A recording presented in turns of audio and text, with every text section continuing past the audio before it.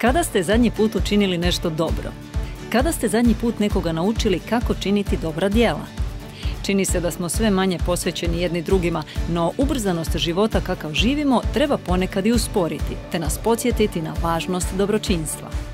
Filantropija je kad nekom činimo dobra djela i kad nekog razveseljava. Filantropija je kad činimo dobra djela.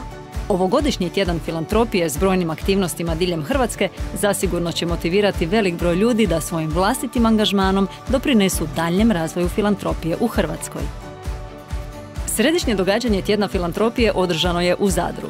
Sretni smo zbog suradnje sa Nacionalnom zakladom za razvoj civilnog društva, a posebno nam je čast i zadovoljstvo što smo uspjeli uključiti i osnovne škole, odnosno djecu iz osnovnih škola koji su se uključili u uređenje okoliša Opće bolnice Zadar. A kako bi uljepšali prostor ispred Opće bolnice Zadar, djeca su izradila 2 murala, u čemu im je pomogao poznati street art umjetnik Miro Petković-Modul. Htio bih se zahvaliti na pozivu, bilo mi je veliko zadovoljstvo raditi sa djecom. Znam da im je uvijek najbolje crtati sa sprejem, mislim da su se svi izguštali i da ćemo ponoviti to. Mislim da će se mojim sugrađanima svidjeti jer stvarno izgleda baš lijepo i primjereno za pedijatriju jer su rode i za rodilište. Nakon što su okupali život bojama, zajedno s predstavnicima zaklada koje djeluju u okviru Hrvatskog foruma za dobrobit, djeca i mladi su posadili donirana stabla Nacionalne zaklade za razvoj civilnog društva u krugu Opće bolnice Zadar, kako bi zazelenili okoliš kroz akciju za zeleno srce grada. Je bilo malo naporno, ali mislim da je napor manji kad se radi s prijateljima i s dobrim društvom i kad radiš nešto dobro za druge, pogotovo za bolesne.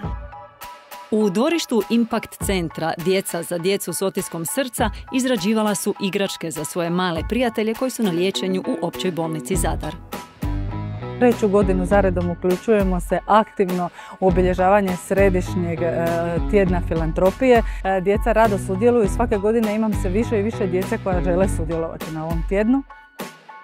Oni su svjesni da danas što su izrađivali da nose bolesne djeci na odjel bolnice u Zadru.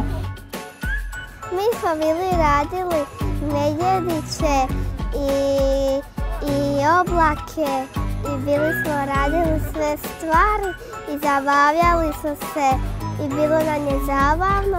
Ja mislim da će djeca jako to voliti koja su u bolnici.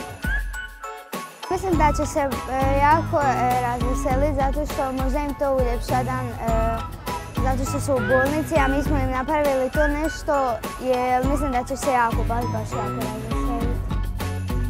Danas smo radili lutkice, izrađivali smo i šivali, ukrašivali smo i ja mislim da će se djeca iz bolnice jako iznenaditi.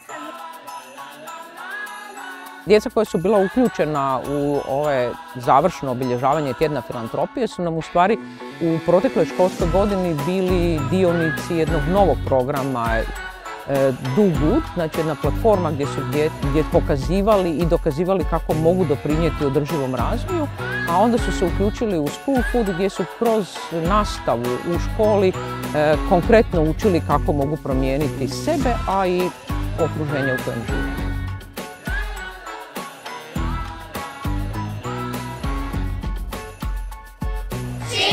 Dobro otiskom srca! Još jednom smo svi zajedno pokazali koliko je filantropija važna i kako svijet na jednostavan i zabavan način možemo učiniti ljepšim mjestom za sve. Filantropija kad pomažeš drugima.